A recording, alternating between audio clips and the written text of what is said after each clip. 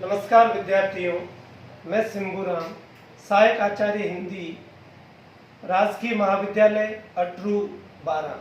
प्रिय विद्यार्थियों, इस वीडियो में हम उद्धव शतक के भाव पक्ष के बारे में अध्ययन करेंगे।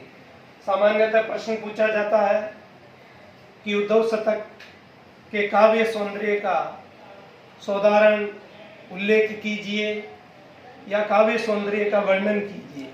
काव्य सौंदर्य के अंतर्गत भाव पक्ष व कला पक्ष दोनों का वर्णन करना है। विशेष ध्यान रखें, काव्य सौंदर्य पूछा जाता है उद्धव शतक का, तो उसमें आपको भाव पक्ष और कला पक्ष दोनों का वर्णन करना है। और यदि प्रश्न पूछा जाता है कि उद्धव शतक के भाव सौंदर्य का उदाहरण विस्तार से वर्णन कीजिए, तो केवल भाव पक्ष का वर्णन करना है। भाव पक्ष में श्रृंगार चित्रण, भक्ति भावना, दार्शनिक विचार, प्रकृति चित्रण, कल्पनानुभूति, इन बिंदुओं के अंतर्गत भाव पक्ष का विस्तार से अध्ययन करेंगे। प्रकृति चित्रण, जगन्नाथ दास रत्नाकर ने उद्धव शतक में श्रृंगारिक चेष्टाओं का सरस चित्रण किया है। उन्होंने जहां श्री कृष्ण और गोपिकाओं को आलम्बन रूप में प्रस्तुत किया है, वहीं ब्रजमंडल के समस्त प्राकृतिक वातावरण को उद्दीपनकारी बताया है। श्रृंगार चित्रण के अंतर्गत संयोग और वियोग दो पक्ष होते हैं, जिसमें उद्धव शतक में वियोग पक्ष का, जिसे विप्रलंब श्रृंगार कहते हैं, का चित्रण मुख्यतः हुआ है। संयोग पक्ष, जब उद्धव और गोपी संवाद होता है तो गोपियां भगवान श्री कृष्ण की जो मधुर स्मृति अपने मन में लाती है, उस समय श्रृंगार चित्रण हुआ है। इनके साथ ही काव्य में प्रेम, स्मृति, मोह, अश्रु प्रवाह, प्रस्वेद, उच्छ्वास आदि विभिन्न विरह दशाओं का भी मनोरम चित्रण हुआ है। जब भी कोई सुखकारी अवसर आता है अथवा कोई त्योहार उत्सव आता है, तो गोपियाँ अपने प्रियतम श्री कृष्ण की प्रेम स्मृति में विह्वल हो उठती है और उनका हृदय वेदना से भर जाता है।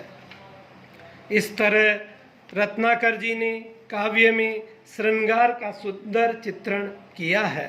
उन्होंने विरह की सभी दशाओं का चित्रण करते हुए वियोग व्यथा की तीव्रता के साथ लौकिक आचरण का भी सुंदर समावेश किया है। इस कारण रत्नाकर के श्रृंगार चित्रण में अतिशयोक्ति न होकर मार्मिकता और तरलता है। दूसरा बिंदु, भक्ति भावना। रत्नाकर जी ने उद्धव शतक में गोपियों के प्रेम भाव के साथ साथ भक्ति भाव का भी सुंदर रूप से अभिव्यंजित किया है। जब उद्धव श्री कृष्ण के प्रेम में पगी गोपियों को ज्ञान देने का या ज्ञान योग का उपदेश देते हैं, तब गोपियां बड़ी चतुराई के साथ अपनी प्रेमा भक्ति प्रदर्शित करती हैं और उसे श्रृंगार के अंग के रूप में उचित विन्यास के साथ प्रस्तुत किया गया है। वह सगुण साकार उपासना का पक्ष लेकर अपनी प्रेम माधुर्य भक्ति की निष्ठा को सकारात्मकता प्रदान करती हैं। इस प्रकार उद्धव शतक में भक्ति भावना का सुंदर चित्रण हुआ है। अगला, दार्शनिक विचार। रत्नाकर का उद्धव शतक श्रीमद् भागवत पर आधारित है। इसमें उद्धव और गोपियों के वार्तालाप में ज्ञान योग, प्रेम योग, भक्ति का जो तर्कपूर्ण चित्रण हुआ है, उसका आधार भी भागवत ही है। अन्य भ्रमर गीतों की तरह उद्धव शतक में भी अद्वैतवाद का खंडन और वल्लभीय दर्शन का मंडन हुआ है।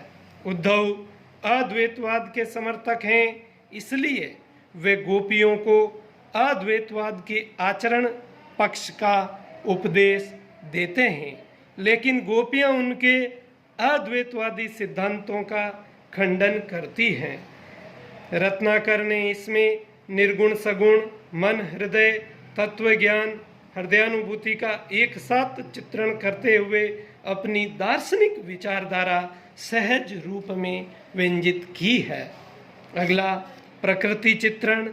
जगन्नाथ दास रत्नाकर ने उद्धव शतक काव्य में प्रकृति का आलंबन और उद्दीपन दोनों रूपों में चित्रण किया है।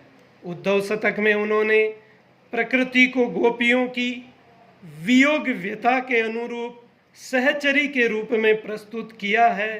तभी तो ब्रज की समस्त प्रकृति प्रियतम के विरह में आंसू बहाती हुई प्रतीत होती है। रत्नाकर जी ने इसी क्रम में बसंत, ग्रीष्म, वर्षा, शरद आदि ऋतुओं का सांकेतिक श्लिष्ट वर्णन करते हुए गोपियों की विरह व्यथा का मार्मिक रूप से अभिव्यंजना की है। अगला कल्पनानुभूति। रत्नाकर जी के उद्धव शतक में भाव, प्रवणता, कवि कल्पना और स्वानुभूति का अच्छा चित्रण हुआ है। उद्धव शतक तो आदि से अंत तक भाव, प्रवणता और अनुभूति व्यंजना से सरोबार दिखाई देता है। श्री कृष्ण द्वारा उद्धव को ब्रज में भेजने एवं वहाँ गोपियों के वार्तालाप में रत्नाकर ने कवि कल्पना का सहारा लिया है। इस प्रकार इसमें कवि कल्पनानुभूति देखी जा सकती है।